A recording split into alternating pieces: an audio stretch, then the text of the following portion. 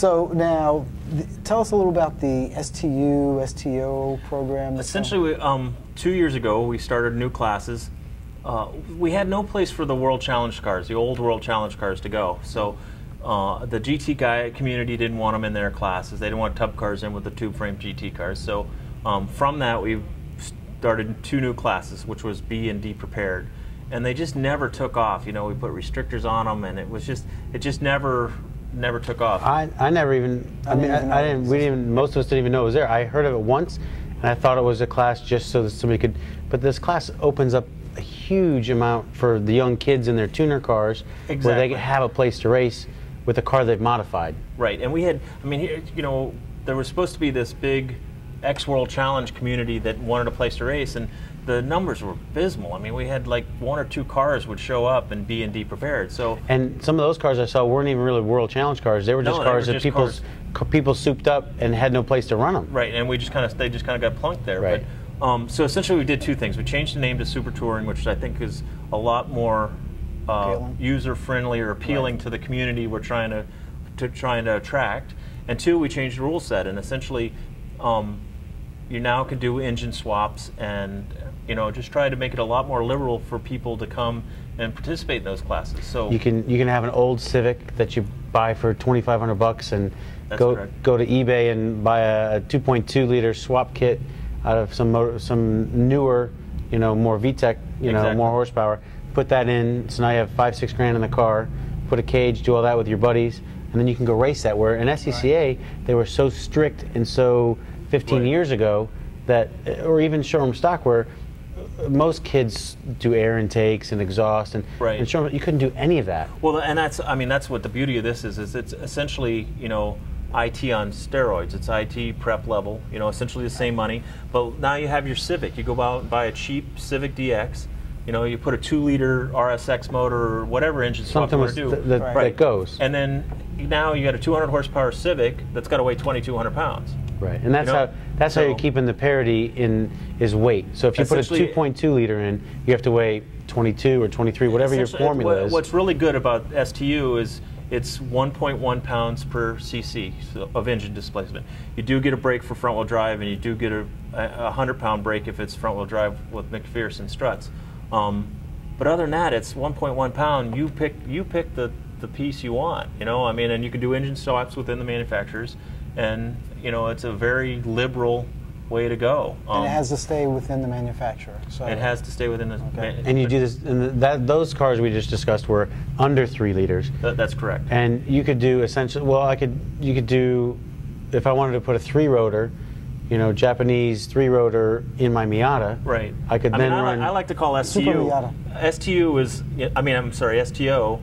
Is 3 liters over. It's 3 liters and over, and I like to call STO the Wild West, man, because it's bring you a piece, you know, because you can have essentially any of the C4, 5, 6 Corvettes with any variant of engine, so up to the. We'll even let them run.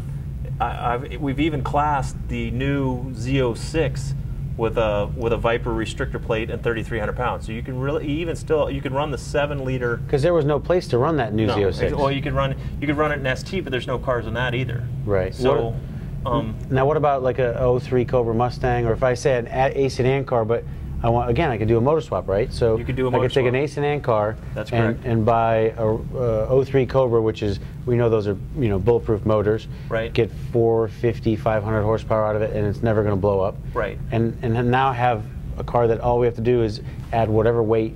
Is that exactly? Once you do the math on what kind of horsepower that motor can typically make. All the Detroit iron is 0.55 pounds per cc. So, and I know that works out. I think on a 6-liter car, it's 3,300 pounds. So. And then with what you can do with the board and the committee that you have is if that car all of a sudden was a little niche that nobody really saw coming, and it's 3 seconds a lap faster, you can rein it in a little bit. There's two different philosophies. I think the STU model really works for what it is, you know, on the CC to weight. STO, I've done kind of the traditional SCCA type of classing. I've put every car on a spec line, or every engine configuration on a spec line. So we'll be able to adjust, you know, if something restrictor plates or whatever it may be. If something becomes a rock star, then we can get it. But the great thing about STO is, you know, all these guys that run Time Attack, you know, in these. They have nowhere to go. They have nowhere to go. One of my really good friends has a real high-end tuner shop with Evos and Subarus. Exactly. And they keep wanting me to bring cars out and come race them, and